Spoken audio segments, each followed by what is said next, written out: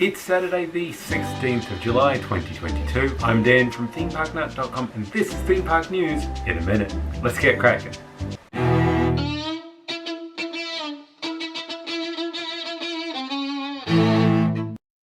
And the timer starts.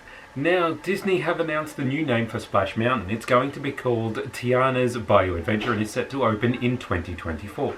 Disneyland have announced the Finding Nemo Submarine Voyage is going to reopen on July 25th and that they're going to close on September 1st the Main Street Electrical Parade and the Disneyland Forever fireworks. Also in the US, Hersheypark have announced they're closing the Wildcat GCi Woden coaster, and Six Flags Magic Mountain have opened their WonderWoman Flight of Courage, the world's longest single-rail coaster. Universal Studios Hollywood have added a section to their tram tour for the fictional theme park Jupiter's Claim from Jordan Peele's new horror film, Nope. The wonderful Orlando ParkStop is reporting that we might be getting a Lord of the Rings land in Universal at some point in the future, something that we all thought was very much impossible.